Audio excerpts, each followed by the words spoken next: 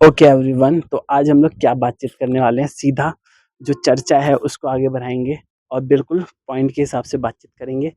Copy लेकर के बैठिएगा, पहले ही हम आप लोगों को बता देते हैं।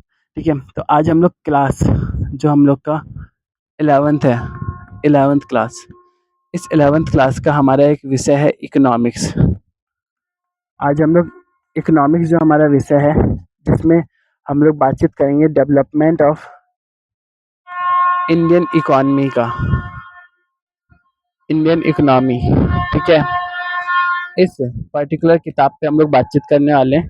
ठीक है, और जितना होगा उतने अच्छे तरीके से हम आपको बताने का प्रयास करेंगे। ठीक है, और अच्छे तरीके से आपको सुनना है। अब हम ठीक है नहीं बोलेंगे, अब बस आप लोगों को सुनना है, समझना है, सीखना है। बहुत कुछ आप लोगों को खुद भी पढ़ना होगा, बहुत ज़्यादा कुछ हम आप लोगों को पढ़ा भी देंगे। ठीक है, बट ये जो हमारा मेहनत होगा ना, हम लोग का जो मेहनत चलेगा, ये मेहनत में हम पहले ही आप लोगों से बोल देते हैं, इस मेहनत में मेरा 70% का अगर सहयोग होगा तो आपको 30% देना ही होगा। ठीक है, बस आप लोग मेरे पे आश्रित नहीं रह सकते। हम इसीलिए बोल रहे हैं क्योंकि अगर आप लोग जब पेपर देने के लिए जाएंगे तो उस समय आप लोगों को PYQ लगाना ही होगा। ये पता है आपको, हम एक छोटा सा चीज़ बताएं, चाहे हम लोग किसी भी कंपटीशन का तैयारी करते हैं, ठीक है, या फिर हम लोग जब स्कूली एग्जाम में होते हैं, स्कूली स्कूली दौर में होते हैं, उस समय हम लोग सीखने का प्रयास कर रहे होते हैं, उस समय हम लोग बहुत कुछ सीख रहे होते हैं। पहले हम एक कपड़ा ले लेते हैं, ठीक है, फिर आप लोगों से बातचीत करेंगे हम। लेकिन एक छोटा सा चीज़ पहले ही बता दिए, आप लोगों को एक चीज़ मानना ही पड़ेगा। आप लोग मेरा वीडियो देखिए, किसी का भी वीडियो देखिए, ठीक है, हम खुद वीडियोस को ही देखते हैं, जितने भी लेक्चर्स हैं, जितने भी मेरे टीचर्स हैं, उनको हम फॉलो करते हैं। बट मुझे इतना समझ में आ गया अभी तक कि हम चाहे किसी के भी वीडियो को देख लें, वैसे हम ये कहेंगे कि वीडियो देखना बहुत ही ज़्यादा अच्छा बात है। ठीक है, वीडियो देखने से हमारा जो कहते हैं ना कि जितना भी कॉन्सेप्ट है वो हमारा क्लियर हो जाता है। बट प्रैक्टिस जो होता है ना, वो हम लोग को कोई नहीं करवा सकता। याद करना, प्रैक्टिस करना, ये हम लोग खुद ही कर पा रहे होते हैं। ठीक है, तो ये हम छोटा सा आप लोगों के साथ अपना जो अनुभव है उसको साझा कर रहे हैं। ठीक है, और अभी हम खुद अपना जो बैच है उसको कर रहे हैं। ठीक है, अभी हम मैथ फाउंडेशन, इंग्लिश फाउंडेशन, ये सब बैचों को कर रहे हैं। ठीक है, NCERT वाला जो मेरा बैच है वो अब कंप्लीट होने वाला है, तो इसीलिए शायद से हम आप लोगों को पढ़ा पा रहे हैं। ठीक है, इसीलिए शायद से हम आप लोगों के साथ जो कॉन्सेप्ट है, जो शब्द है, उसको डिस्कस कर पा रहे होंगे। तो क्लास 11th का जो हमारा इकोनॉमिक्स विषय है, उसके अंदर हमारा जो चैप्टर है वो हम लोग करेंगे तीसरा। ठीक है, थर्ड चैप्टर। तीसरे चैप्टर के अंदर हम लोगों को क्या देखना है, इसके अंदर हम लोगों को लिबरलाइजेशन, प्राइवेटाइजेशन और ग्लोबलाइजेशन, बिल्कुल शॉर्ट में लिख करके आपको पहले हम दिखलाते हैं। एक वर्ड होता है हमारा LPG। ठीक है, LPG मतलब जिसको हम लोग शॉर्ट में कहते हैं उदारीकरण, जो हम लोग का निजीकरण और वैश्वीकरण। एल मतलब होता है उदारीकरण, ठीक है, चौक की सहायता से समझाने का प्रयास करते हैं। एल मतलब उदारीकरण, पी मतलब प्राइवेटाइजेशन मतलब निजीकरण, और जी मतलब ग्लोबलाइजेशन, जिसको भूमंडलीकरण के तौर पे भी हम लोग देख रहे होते हैं। ये हमारा चैप्टर है। ठीक है, इस चैप्टर को हम लोग को पढ़ना है। ठीक है, और बहुत ही अच्छे तरीके से हम आपको पढ़ाने का प्रयास करेंगे, और जितना अच्छे तरीके से मुझे सर नोट्स लिखवाए हैं, उतना अच्छे तरीके से तो हम आपको नोट्स लिखवा ही देंगे। उसके साथ साथ जो बुक वाला चीज़ होता है ना, सेगमेंट, जो बुक पढ़ने वाला काम होता है, हम आपको अपना बुक दिखलाते हैं। पहला पेज इसका फट चुका है, बट कोई बात नहीं, हम आपको अच्छे से दिखलाते हैं। इसमें जो पृष्ठभूमि है, परिचय है, इसमें हर एक टॉपिक जो आप लोग इस चैप्टर को पढ़ रहे होंगे, तो इस चैप्टर के अंदर आप लोग उदारीकरण को देखेंगे, आप लोग निजीकरण को देख रहे होंगे, आप लोग वैश्वीकरण के बारे में बातचीत करेंगे। मतलब सब चीज़ हम एक जो शॉर्ट होता है, जो शॉर्ट फॉर्म होता है, वो हम यहाँ पर डिस्कस कर रहे होंगे। ठीक है, तो चैप्टर का नाम हमें समझ में आ गया। अब इस चैप्टर में पढ़ना क्या क्या है। ठीक है, ये हमारा जो चैप्टर है LPG, यहाँ पर हम लिख देते हैं 1991। ठीक है, जो हमें 1991 के समय वाला जो LPG है उस पर हमें बातचीत करना है। ठीक है, और अच्छे तरीके से हमें सीखना है, समझना है, और हर एक चीज़ों को हमें जानना है। जो हमारा LPG जो चैप्टर नंबर 3 है, उदारीकरण, निजीकरण और वैश्वीकरण, इसके अंदर हम लोग 4 टॉपिक पे बातचीत करेंगे। ठीक है, 4 टॉपिक, तो हम यहाँ पर लिख देते हैं। LPG में 4 टॉपिक हम लोग को देखना है, यहाँ पर हम लिख रहे हैं। ठीक है, पहला टॉपिक होगा जिसमें हम लोग कुछ जो बैकग्राउंड होगा, बैकग्राउंड, उस पर बातचीत करेंगे।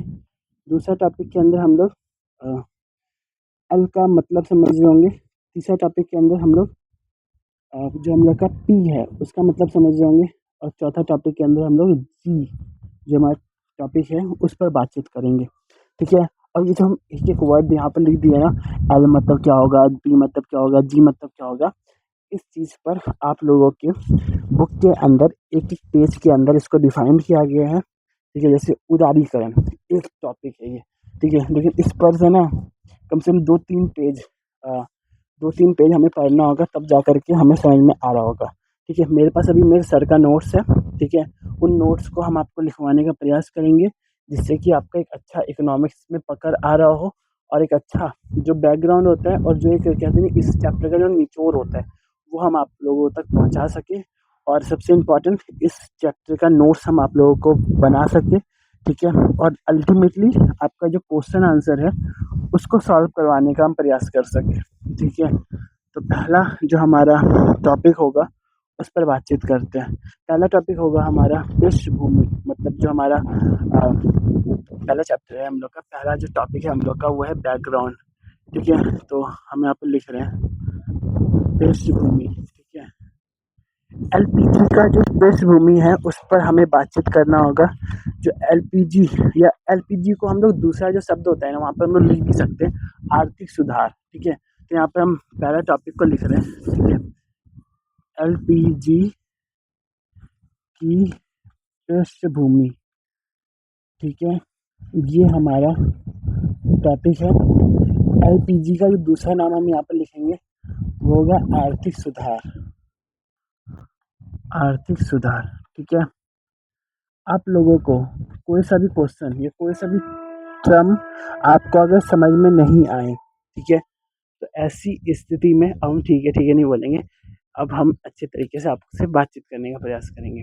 तो जो अगर आपको एक भी टॉपिक को समझ में नहीं आएगा तो ऐसी स्थिति में आप लोग मुझे कमेंट करेंगे। ठीक है। कमेंट बॉक्स में उस टॉपिक को मेरे साथ साझा करेंगे। अगर वो टॉपिक के बारे में मुझे पता होगा, ठीक है, तो हम उस टॉपिक पे आपको उसी समय बताने का प्रयास करेंगे। ठीक है। नहीं तो हम खुद उस टॉपिक पे रिसर्च करने का प्रयास करेंगे। ठीक है।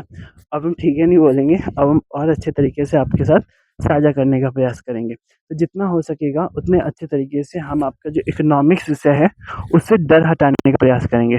एलपीजी मतलब हमारा जो लिबरलाइजेशन होता है, प्राइवेटाइजेशन होता है, ग्लोबलाइजेशन होता है, इसका क्या बैकग्राउंड रहा है, इस पर हमें बातचीत करना है। तो 1947 से 1990 तक इंडियन इकोनॉमी कैसा था, सबसे पहला क्वेश्चन हमारा ये आता है। ठीक है। मतलब जो हमारा देश आज़ाद हुआ, हम सबको पता है कि हमारा जो देश था वो 1947 से लेकर के 1947 में हमारा देश आज़ाद हो गया था। ठीक है। हमारा देश जो था उसको आज़ादी मिला था। ठीक है। हम सबको पता है ये चीज़। हमारा देश आज़ाद हुआ, हमारे देश को आज़ादी मिल गया 1947 में, ये हमें पता है। और इस समय सबसे इम्पोर्टेंट जो होता है कि इस समय का हमारा जो इकोनॉमी था वो कैसा था। 1947 से 1990 तक के बीच का जो हमारा इकोनॉमी होता है वो कैसा था। इस समय का जो हमारा इकोनॉमी है, इस समय का जो हमारा अर्थव्यवस्था है वो हमारा कैसा था, आपको हम बताएं। 19 जो हमारा देश आज़ाद हुआ ना, और 19 ये जो हम लोग का एलपीजी हमारा 1991 में आया। ठीक है। तो इससे पहले की हम लोग बातचीत कर रहे हैं, ये हमें समझ में आ गया। इस बीच से तो हमें यही समझ में आ रहा है। इसमें आपको पता है कुछ पॉइंटों को जो मेरे सर लिखवाए थे, आपको हम वही चीज़ बताने का प्रयास करेंगे। इसमें इस समय पता है क्या हुआ था, सरकार की जो भूमिका थी ना वो बहुत ही ज़्यादा थी। इस बीच के समय यहाँ पे हम पॉइंटों को भी लिख देते हैं जिससे कि आपका नोट्स बन जाए। इस समय जो सरकार की भूमिका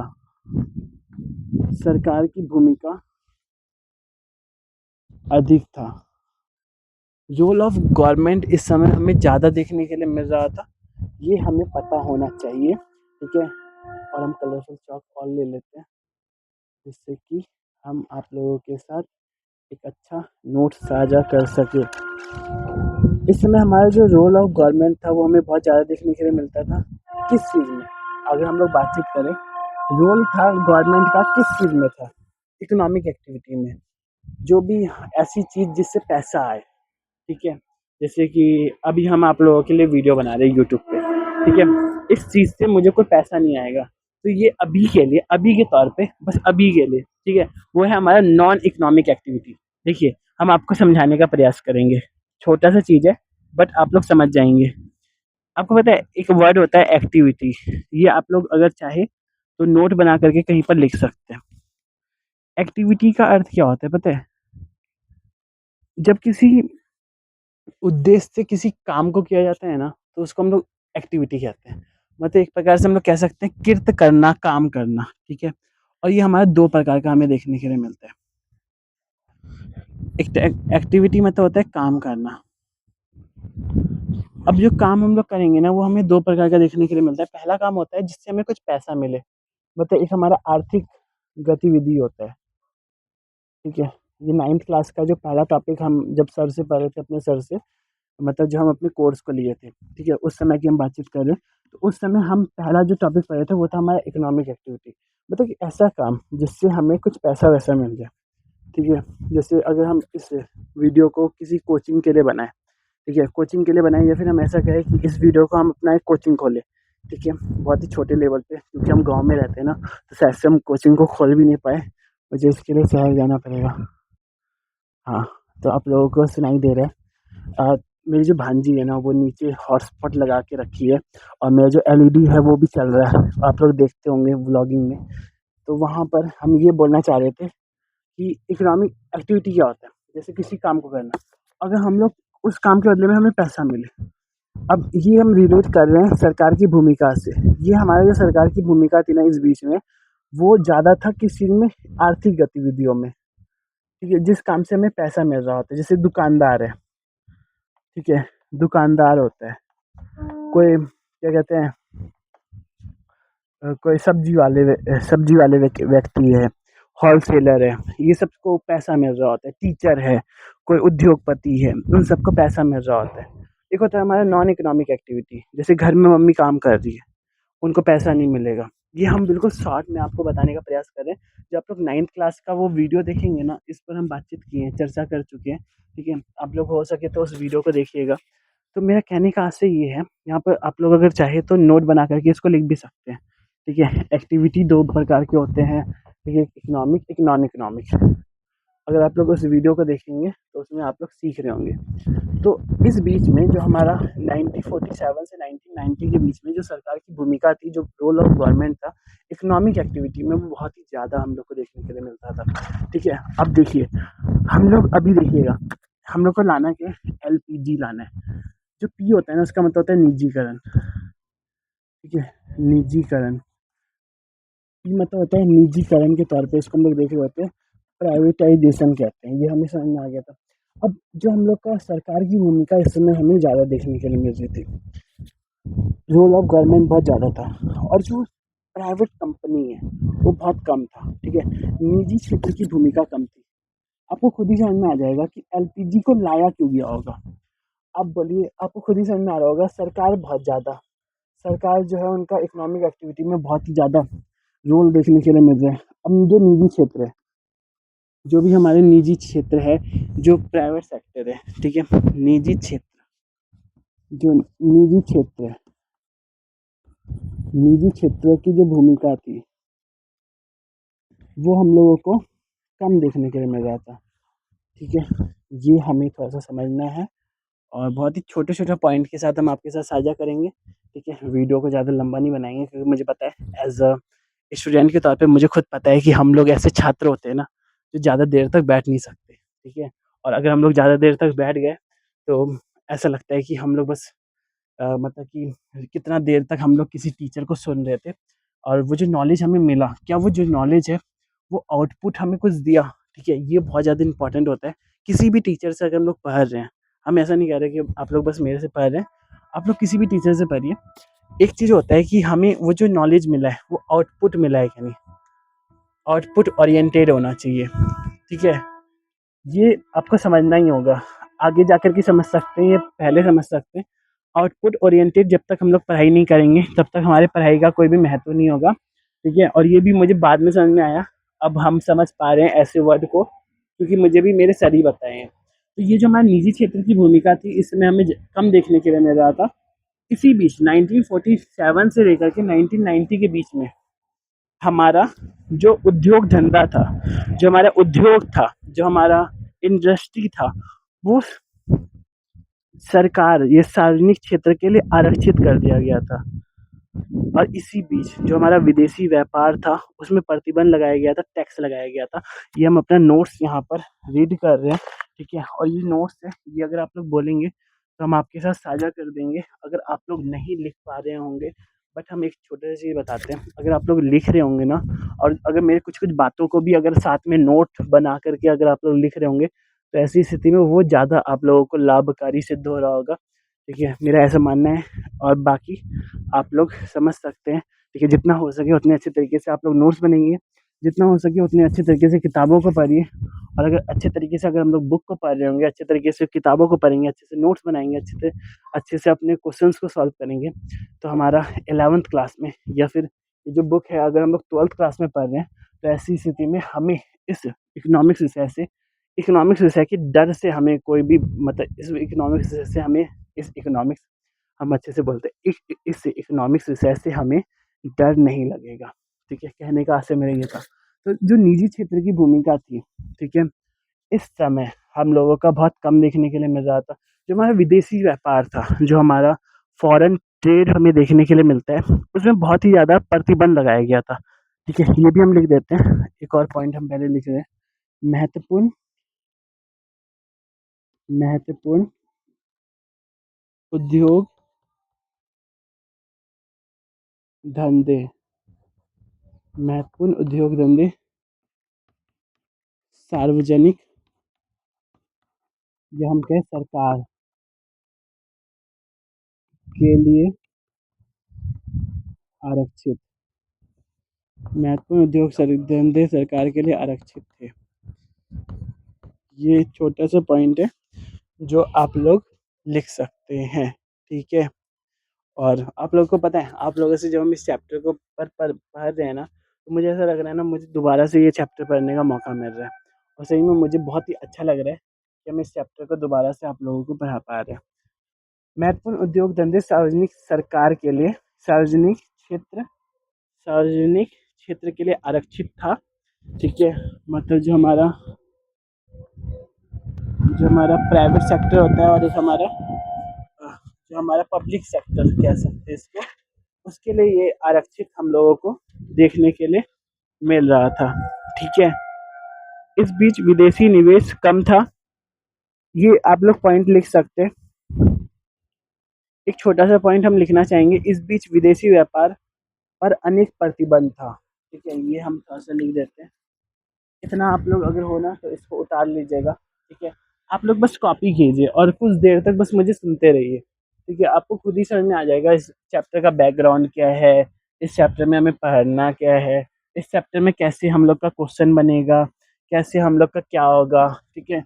और अगर कुछ भी चीज़ अगर आप लोग को समझ में ना आए, तो उस समय आप लोग मुझे कमेंट कीजिए, ठीक है? तो उस समय हम आपका सहयोग करने का प्रयास करेंगे। मतलब सब कुछ होते जाएगा, धीरे-धीरे लेकिन होगा। ऐसे नहीं इकट्ठे मुझे खुद ये जो चैप्टर है ना, ऐसा नहीं कि मुझे धड़ाक से समझ में आ गया, मुझे खुद धीरे-धीरे समझने का प्रयास करना पड़ा, ठीक है? तो अगर हम लोग एलपीजी की पृष्ठभूमि की अगर बातचीत कर रहे थे अभी, एलपीजी की पृष्ठभूमि, जो इसी की हम लोग बातचीत की है। तो ऐसी स्थिति में पहला पॉइंट हमें मतलब 3-4 पॉइंट हम आपके साथ साझा किए। 3 पॉइंट वैसे हम आपको बताए। इस बीच जो विदेशी व्यापार था, उसमें प्रतिबंध हमें देखने के लिए मिलते हैं। विदेशी व्यापार मतलब 1947 से लेकर के 1990 के बीच, इस बीच की बातचीत कर रहे हैं। इस समय जो हमारा विदेशी व्यापार था, विदेशी व्यापार विदेशी व्यापार पर प्रतिबंध था। प्रतिबंध का अर्थ हम लोग लगा सकते हैं रिस्ट्रिक्शंस के तौर पे या टैक्स।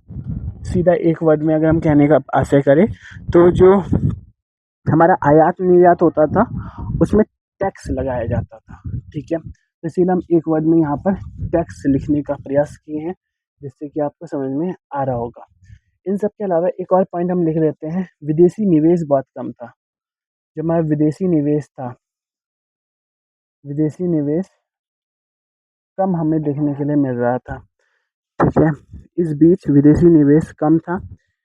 अब एक और पॉइंट हम देखते हैं, इन सब के चलते ये जो जितने भी पॉइंट हम आपके साथ साझा किए, इससे पिछले बार में, इससे पहले भी जो हम देखे, और ये सब के चलते हम लोग का पता क्या हुआ था, हमारा जो यहाँ पे हम अच्छे से लिखते हैं, इन सब के चलते हम लोगों का 1990 के आते-आते देश में कई प्रकार की समस्या आ गई थी। इतना मतलब सरकार की भूमिका अधिक है, मतलब इकोनॉमिक एक्टिविटी में सरकार की भूमिका अधिक है, निजी क्षेत्र का रोल बहुत कम है, उद्योग धंधा जो है वो सरकार के लिए आरक्षित है, विदेशी व्यापार पर प्रतिबंध है, आयात निर्यात पे टैक्स लगाया जा रहा है। विदेशी व्यापार मतलब हम यहाँ पर अभी छोटा सा लिखना चाहेंगे, आयात निर्यात। तो ये ठीक है, इसके अंदर हम लोग आयात और निर्यात की बातचीत करते हैं। तो इसमें बहुत ही ज़्यादा टैक्स लगाया जा रहा है। तो ऐसी स्थिति में इन सब के चलते 1990 के आते-आते देश में कई प्रकार की समस्या आ गई। चालू खाता घाटा आदि, ठीक है? क्या वर्ड है, अब ये आपको समझ में आएगा। इतना कुछ हो गया देश में। तो ऐसी स्थिति में कुछ हमारा चालू खाता घाटा था। चालू खाता घाटा, ठीक है? चालू खाता घाटा। अभी आपको बहुत सारे शब्द देखने के लिए मिलेंगे जो आप लोगों को समझ में आ रहा होगा। और ये वीडियो अगर आपको समझ में नहीं आए ना, अगर आपको तब भी क्लियर तरीके से समझ में नहीं आया होगा, तो ऐसी स्थिति में आप लोग इस वीडियो को दोबारा से देखेंगे, तो हम इतना दावे के साथ कह सकते हैं कि आपको समझ में आ रहा होगा। तब भी अगर आप लोगों को कुछ भी समझ में ना आए, ठीक है, तब भी हम ऐसा कह रहे हैं, अगर आपको तब भी समझ में नहीं आए, तो उस समय आप लोग मेरा और आप लोगों का जो माध्यम है, वो है एक ही चीज़, वो है छोटा सा कमेंट बॉक्स। तो उसमें आप लोग मेरे साथ साझा करेंगे और हम सारे के सारे उत्तरों को, जितने भी आपके क्वेश्चंस होंगे, उनको हम क्या कहते हैं, एक मोबाइल मेरे पास एक और है, तो उसके माध्यम से हम आपको उसका आंसर देने का प्रयास करेंगे। कुछ आंसर्स हो सकते हैं मुझे पता हो, और कुछ आंसर्स ऐसे हो सकते हैं जो मुझे नहीं पता हो, ठीक है? हम पहले ही बोल देते हैं, क्योंकि बहुत सारे क्वेश्चंस ऐसे होंगे जो मुझे नहीं पता होगा। तो ऐसी स्थिति में उन क्वेश्चंस का जो होमवर्क करने का काम होगा वो हम करेंगे, और वो हम आपके साथ साझा करने का प्रयास करेंगे, ठीक है? और हम खुद भी अपना पढ़ाई करते रहेंगे, ये सब कुछ करने के साथ-साथ। तो हमारा चालू खाता घाटा की जब हम लोग बातचीत करते हैं ना, तो इसका अर्थ क्या होता है? इसका मतलब होता है निर्यात कम और आयात अधिक, ठीक है? 2 वर्ड बता रहे हैं हम आपको। इसका मतलब होता है कि निर्यात जो होता है, देश के अंदर जो निर्यात होता है ना, वो कम हो जाता है। निर्यात कम हो जाता है, और आयात जो होता है, आयात, वो हमें अधिक होता हुआ देखने के लिए मिलता है। निर्यात कम और आयात अधिक। जब हमारे देश में कोई सामान जो है वो बहुत कम जाएगा देश से बाहर, ठीक है? और जो हमारे देश में बहुत सारे सामान देश के अंदर बहुत ज़्यादा आ रहे होंगे, ठीक है? ये हम आपको एक फिगर बना रहे हैं, जिससे कि आपको थोड़ा-सा क्लियर होता हुआ आपको देखने के लिए मिले। मान लेते हैं ये हमारा भारत देश है, ठीक है? वैसे हम दक्षिण भारत का एरिया आपको दिखलाने का प्रयास किए, और ये कुछ विदेशी चीज़ें हैं जो हमारे देश के अंदर आ रही है, और कुछ चीज़ें ऐसी हैं जो हमारे देश से बाहर जा रही है।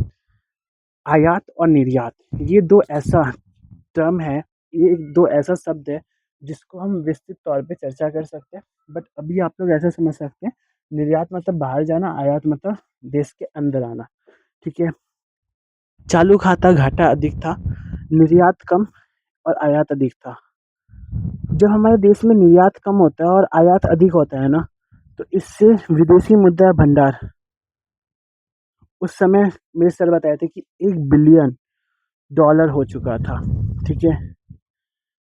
यहाँ पर हम आपको थोड़ा सा समझाना चाहेंगे, अगर हमारा निर्यात कम हो जाता है, मतलब हमारे देश के अंदर जो सामान है वो बहुत कम मात्रा में आता हुआ हमें देखने के लिए मिलता है, और मतलब हमारे देश से जो सामान है वो बहुत ही कम मात्रा में जा रहा है।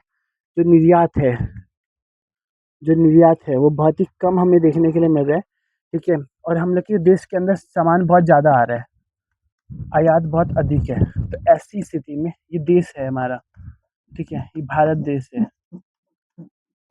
ऐसी स्थिति में ऐसी स्थिति में क्या होगा? ऐसी स्थिति में क्या होगा? जो हमारा विदेशी मुद्रा भंडार है, वो कम होता हुआ हमें देखने के लिए मिलेगा। जो हमारा फॉरेक्स है, जो हम लोग का फॉरेक्स होगा, मतलब जो हमारा विदेशी मुद्रा भंडार होगा, ये स्थिति उत्पन्न होगा, जैसा स्थिति हम लोग को देखने के लिए मिलेगा, तो जो हमारा फॉरेक्स होगा, जो हम लोग का विदेशी मुद्रा भंडार होगा वो हमें कम देखने के लिए मिलेगा। ठीक है, यहाँ पर हम लिख देते हैं फॉरेक्स। फॉरेक्स हमारा कम होता हुआ देखने के लिए मिलेगा। ठीक है, ये छोटे छोटे पॉइंट होगा जो आप लोग लिखते चलेंगे, जिससे आपका एक जो शब्द है वो आपको समझ में आएगा। यहाँ पर हम लिखे हैं इससे लगभग 2 सप्ताह आयात का भुगतान कर सकते थे। यहाँ पे हम एक छोटा सा चीज़ लिखे हैं कि इन सब के चलते भारतीय अर्थव्यवस्था को एक बंद अर्थव्यवस्था कहा जाता था, जहाँ पे आयात कम जहाँ पर आयात निर्यात कम होता था। ठीक है, तो यहाँ पर हम विदेशी मुद्रा भंडार को आपको समझाने का प्रयास कर रहे थे, और हम आपको जो चालू खाता घाटा होता है उसका मीनिंग आपको समझाने का हम प्रयास कर रहे थे। ठीक है, और इसी बीच सरकार जो थे ना, ये जो 1947 से लेकर के 1990 तक का जो इंडियन इकोनॉमी था, उस बीच जो सरकार था, जो सरकार थे, जो हमारे गवर्नमेंट थे, वो ज़्यादा काम कर रहे थे, ज़्यादा इकोनॉमिक एक्टिविटी कर रहे थे। ठीक है, तो वो हम पहले ही आपको बता दिए थे, जो सरकार थे, जो हमारी गवर्नमेंट थे, उनकी जो भूमिका थी, सरकार भूमिका, वो हमें बहुत ही ज़्यादा देखने के लिए मिल रहा था। ठीक है, तो ये छोटा सा टॉपिक पे हम थोड़ा बातचीत करने का प्रयास किए, और हो सकता है कि आपको समझ में आ रहा होगा। ठीक है, हो नहीं सकता आपको आ ही गया होगा, क्योंकि हम बहुत ही अच्छे तरीके से आपको समझाने का प्रयास कर रहे हैं। ठीक है, और जितना हो सकेगा उतने अच्छे तरीके से हम आपको बताने का प्रयास कर रहे हैं। अब कुछ कुछ चीज़ों को हम आपके सामने पढ़ेंगे, आपको कुछ नहीं करना है, आपको बस सुनना है।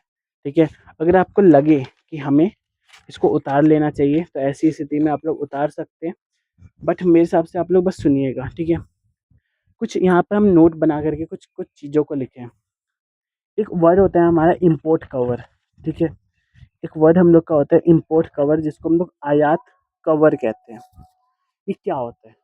अगर आयात कवर की बातचीत करते हैं ना, तो अपनी विदेशी मुद्रा से जब हम जितने दिन आयातों का भुगतान कर सकते हैं उसे हम इम्पोर्ट कवर कहते हैं।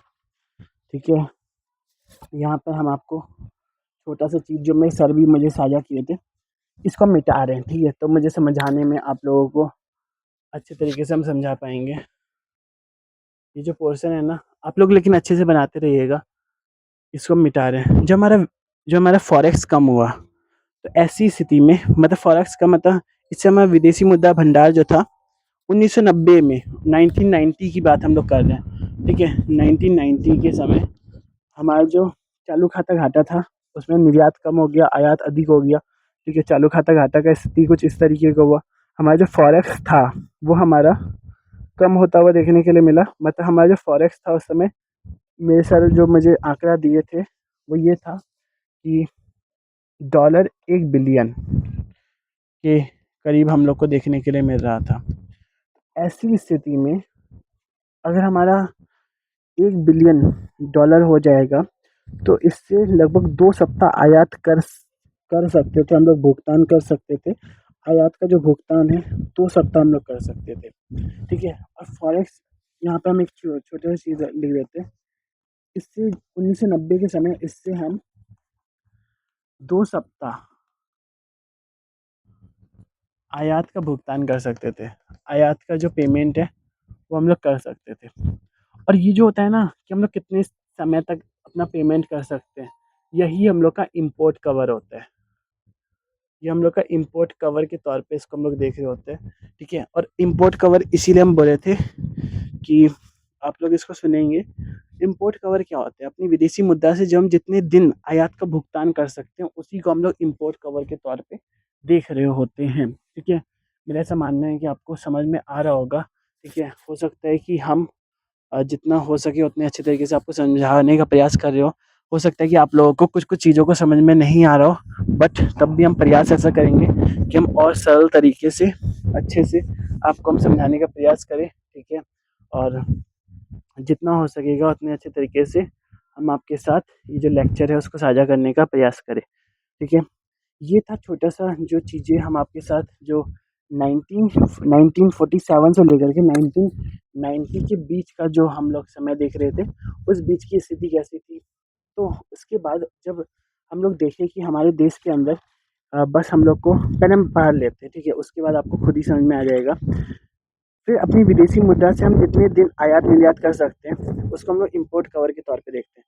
यानी विदेशी मुद्रा भंडार से हम 1990 में 2 सप्ताह तक विदेशों से आए आयातों का भुगतान कर सकते थे, तो उसको हम लोग आयात कवर के तौर पे देख रहे थे, ठीक है। उसके बाद हम कुछ चीज़ों को लिखे हैं जो हम आपके साथ साझा करना चाहते हैं। छोटा मोटा जो चीज़ है वो शायद से आपको पता चलेगा, तो उससे आप लोगों का जो दिमाग है उसको हम थोड़ा मोड़ा खोलने का प्रयास करेंगे और अच्छे तरीके से आपको समझाने का प्रयास करेंगे। तो जितना हो सकेगा उतने गंभीर तरीके से वीडियो को सुनने का प्रयास कीजिएगा। ईयरफोन लगा लीजिए या फिर किधर कोना में जा कर के ये चीज़ सुनने का प्रयास कीजिए, ठीक है। और वीडियो हमारा हमेशा उपलब्ध रहेगा, तो ऐसी स्थिति में हर एक चीज़ों को बारीकी से सुनने का प्रयास कीजिए, क्योंकि हमारा और आप लोगों का माध्यम सिर्फ एक कैमरा और एक माइक है, ठीक है। और कुछ किताब भी है, ठीक है। तो अच्छे तरीके से आप लोग सुनिए, समझने का प्रयास कीजिए। विदेशी मुद्रा भंडार जो इंडिया के पास था वो बिल्कुल कम हो गया था, ठीक है। ऐसी स्थिति में हम विदेशों से किए गए आयात का भुगतान नहीं कर पा रहे थे। इससे हमारे पास जो वित्त संकट था वो आता हुआ देखने के लिए मिला था, ठीक है। We have only 2 week import payment.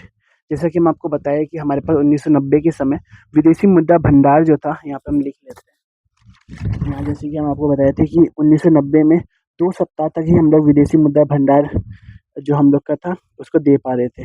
तो ऐसी स्थिति में इस संकट के चलते, क्योंकि हमारे पास फाइनेंशियल क्राइसिस आ गया था, तो ऐसी स्थिति में हम लोग तो ना आरबीआई के पास जाते हैं।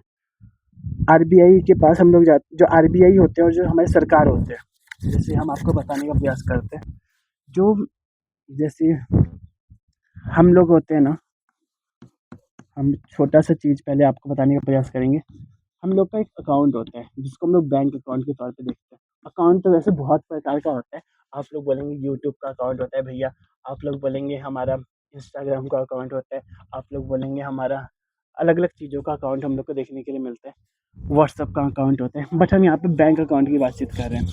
जैसे हम लोगों का अकाउंट जो होता है ना, वो कौन रखता है? बैंक रखता है, ये हमें पता चल गया, ठीक है। हमारा अकाउंट कौन रखेगा? हमारा बैंक, ठीक है। ये कौन है? ये हम है, ये हम है। हम मतलब कि यहाँ पे हम मैं का वर्ड यूज़ करेंगे, ठीक है। नहीं तो आप लोग समझेंगे कि हम मतलब कि बड़ा जैसा कोई, मतलब हम पूरे के पूरे लोग, ऐसा नहीं है, ठीक है। तो अगर एक व्यक्ति का, जैसे यहाँ पे हम नाम लिख देते हैं, यहाँ पे हम नाम लिख दिए, एक नाम छोटा सा लिखने का प्रयास करेंगे।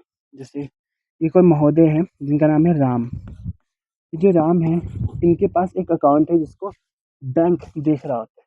उसी तरीके से जो हमारा आरबीआई है ना, वो सरकार का बैंक होता है, जो गवर्नमेंट है। मान लीजिए, ऐसे मान लीजिए ये राम है, राम के बदले में हम सरकार लिख दिए, ठीक है। ये चीज़ आपको खुद समझना पड़ेगा, ये खुद हम अपने टीचर से सीखे हैं, ठीक है। वो मुझे बताए थे, जो हमारे सरकार होते हैं ना, जो हमारे सरकार होते हैं, जो सरकार का बैंक होता है ना, जो सरकार का जो अकाउंट वगैरह देख रहा होता है, वो आरबीआई देखता है, ठीक है। जो आप लोग 12th क्लास का इकोनॉमिक्स देख रहे होंगे, क्लास 12th का जो हम लोग का इकोनॉमिक्स है, जो हम लोग का मनी एंड बैंकिंग का जो चैप्टर है, उसमें हम ये चीज़ के बारे में आपके साथ चर्चा कर रहे होंगे, ठीक है। जो उसमें आप लोगों के साथ आरबीआई वाला जो टॉपिक है, उसके जो कार्य है, उस पर जब बातचीत करेंगे। तो मेरा कहने का मतलब ये है कि जो आरबीआई होता है ना, वो सरकार का बैंक होता है। इसका जो बैंक है वो आरबीआई है। जैसे हमारा बैंक है, जैसे मेरा जो बैंक है, हम आपको बताते हैं, मेरा बैंक केनरा बैंक है, ठीक है। केनरा बैंक जो है ना, वो एक कॉमर्शियल बैंक है। वो एक कॉमर्शियल बैंक के अंतर्गत उसको हम लोग देख रहे होते हैं। आपको पता चलेगा जब आप लोग माइक्रो इकोनॉमिक्स को पढ़ेंगे ना, तो आपको पता चलेगा कि हमारा जो कॉमर्शियल बैंक होता है, कॉमर्शियल बैंक जो होता है उसको भी 2 भागों में हम लोग बाँट रहे होते हैं। एक शेड्यूल्ड कमर्शियल बैंक होता है, एक और हमारे प्रकार का बैंक होता है। फिर शेड्यूल्ड कमर्शियल बैंक को भी हम लोग कई भागों में बाँट करके पढ़ रहे होते हैं, ठीक है। ये तो मुझे पता चल रहा है, क्योंकि क्या कहते हैं, अच्छे तरीके से हम इसका अध्ययन किए। तो ऐसी स्थिति में हम आपके साथ छोटा-सा चीज़ को साझा करने का प्रयास करेंगे। वो ये है कि वो चीज़ क्या है? वो ये है कि जो हम लोग के जब संकट आ गया हमारे देश के अंदर, हमारे देश में बहुत ज़्यादा संकट आ गया। तो जैसा कि हम आपको बताने का प्रयास किए कि हमारा जो देश है ना, हमारे देश के अंदर जो सरकार है, जो हमारी गवर्नमेंट है, गवर्नमेंट का जो बैंक होता है वो आरबीआई होता है। RBI is bank of government, ठीक है। ये हमें पता होना चाहिए। जो अकाउंट को देखने का काम करता है, जो जो जीसैक होता है, जो हमारे गवर्नमेंट सिक्योरिटीज़ होते हैं, उसको देने का काम कर रहा होता है।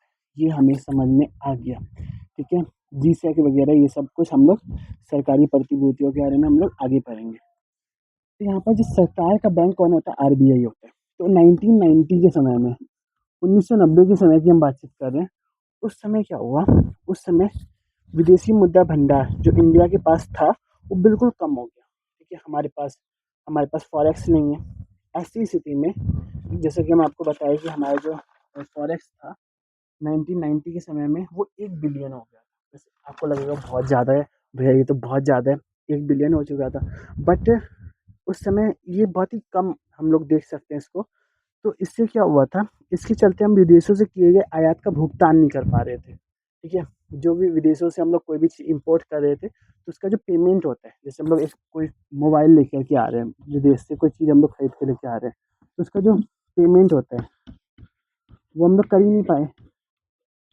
उसको करने में हम लोग को बहुत ही दिक्कत हो रहा था। तो हम लोग गए, हमारी जो सरकार है, जो सरकार का बैंक है आरबीआई, वो गए पता है किनके पास?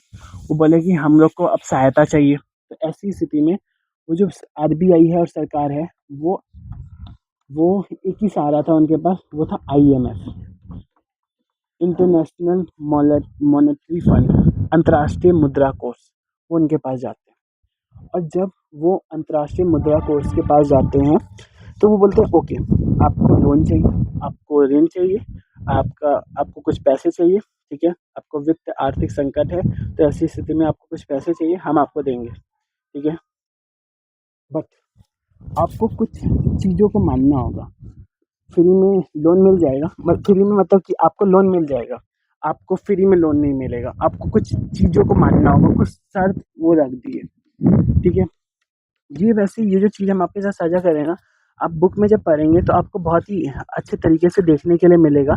बट उससे पहले हम आपको थोड़ा-सा कुछ बेसिक चीज़ों को बताने का प्रयास कर रहे हैं। कुछ शर्त वो जो हमारे आईएम आईएमएफ जी है, वो कुछ शर्तों को रखते हैं। पहला शर्त उनका ये होता है कि आप देश के अंदर इकोनॉमिक रिफ़ॉर्म कीजिए, ठीक है। आपको अगर लोन चाहिए ना, तो ऐसी स्थिति में आपको कुछ शर्तों को मानना होगा।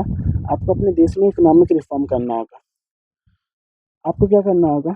2 काम करना होगा, ठीक है। तो बोलते हैं ठीक है बताइए, आप बताइए, हम लोग जल्दी से उस कामों को करते हैं, ठीक है, और आप हमें जल्दी से लोन दे दीजिए, ठीक है। बोले ठीक है, ओके, हम आपको लोन देंगे। तो ऐसी स्थिति में जो सरकार है, वो आईएमएफ जी कहते हैं, आईएमएफ मतलब कि अंतर्राष्ट्रीय मुद्रा कोष, वो कहते हैं कि सरकार को अपनी भूमिका कम करनी होगी। जो उत्पादन है, जो फैक्ट्री है, जो उत्पादन के जितने भी साधन है, ठीक है, उस पर अपनी भूमिका को कम करना होगा। फैक्ट्री में अपना जो रोल है उसको कम करना होगा। और दूसरा चीज़ वो ये कहते हैं कि आप, यानी कि सरकार, आयात निर्यात पर जो इतने प्रतिबंध लगाए हुए हैं ना, इनको ख़त्म कर दीजिए। जितने रिस्ट्रिक्शंस लगाए हुए हैं, प्रतिबंध जो हम अभी आपके साथ साझा कर रहे थे ना, कि विदेशी व्यापार पर प्रतिबंध लगा हुआ था, तो उसको ख़त्म कर दीजिए। जो विदेशी व्यापार पर इतने प्रतिबंध लगाए हैं उसको ख़त्म कर दीजिए, ठीक है। तो ऐसी स्थिति में, क्योंकि हम लोग आयातों पे बहुत ही ज़्यादा शुल्क लगा रहे थे, तो ऐसी स्थिति में 1991 में क्या होता है, जो सरकार है, जो आरबीआई है, जो सरकार का एक बैंक है, सब लोग मिल कर के आईएमएफ जो है ना, आईएमएफ के शर्तों को मान लेते हैं और देश में एक सुधार को शुरू करते हैं।